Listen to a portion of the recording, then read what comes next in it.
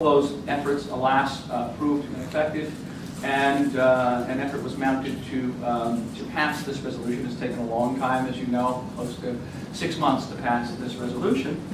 And we do hope, that the sanctions will prove effective, particularly if they contain a strong energy component that will deny Iran the ability to import refined petroleum products, because they don't have a lot of them, or to impair their ability to export crude oil abroad.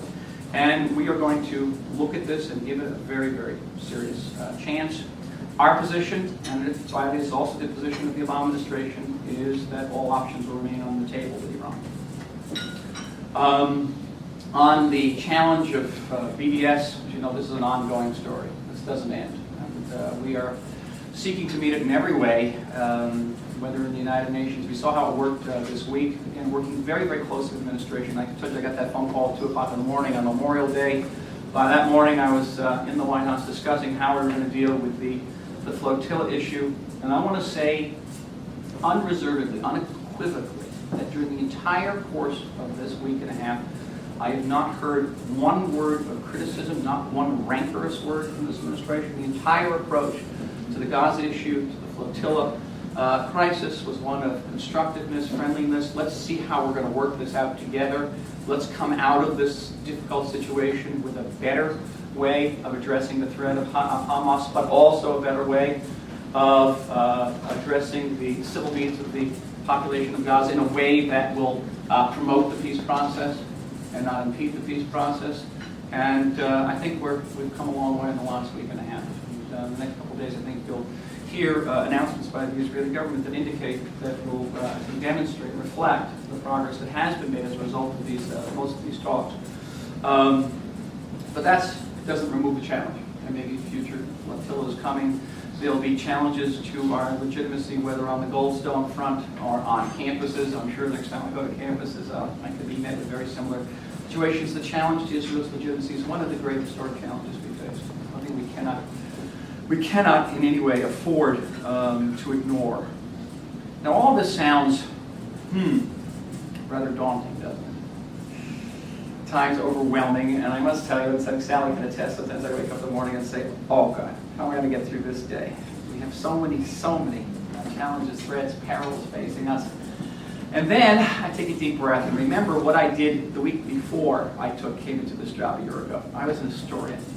As you might remember, and I think Kathy was alluding to some books that I had. Ed, you mentioned some books that I'd written before. I spent 30 years studying the Middle East. I spent 30 years studying Israel's history, the history of Israel's relationship with the United States, and I have an historic perspective, and it really helps me sometimes. I remember that 62 years ago, when Israel came into being, the Jewish population in the country was about half the population of metropolitan Washington, D.C., of 600,000 people.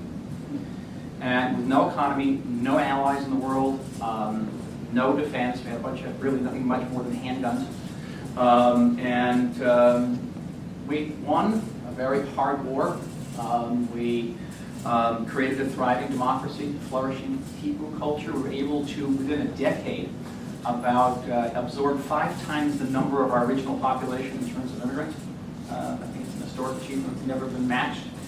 In 1967, we faced challenges again of a hostile Arab world, a hostile Soviet bloc. Remember that thing? A hostile China, a hostile India, no allies, a collapsing economy. There was no historic alliance with the United States at all, no strategic alliance. Israel didn't have a single bullet in the United States in 1967. And we emerged from that crisis as well.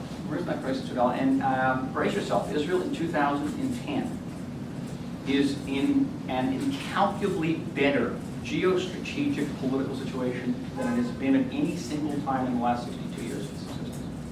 Now think about this. We have peace treaties with 2 of our former very formidable foes, Egypt and Jordan. They're not perfect peace treaties, but peace treaties. We have excellent relations with the former Soviet bloc countries, some of our best relationships in the world with Eastern European countries. Thriving relations with China.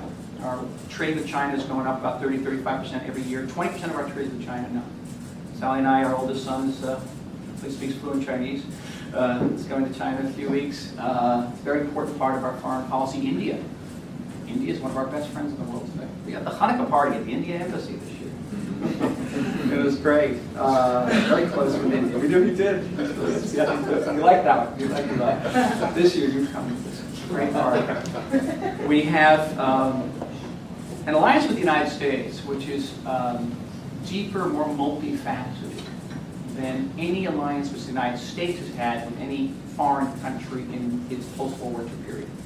And I'm sure you're going to have questions about it, and I'll be happy to go into detail the aspects of that relationship that you are not well known to the public. It's a vast alliance and a robust economy. This was kind of one of the first economies to emerge from the global recession. About 3.5 growth rate. Some of them were mentioning the book before Startup Nation. More per capita startups, more scientific paper, more patents, more Nobel Prizes than any country per capita in the world, and second only to the United States in terms of countries that are represented on the NASDAQ exchange. Doing very well. Deep reserves, foreign currency reserves, economy is bustling. So if you have that historical perspective, it definitely helps you to say, yes, we face some very seemingly insurmountable challenges. And yes, we are addressing each and every single one of these challenges every day. But it helps to look back and see where we've come and where we are today. You know, I was going on to Colbert the other night.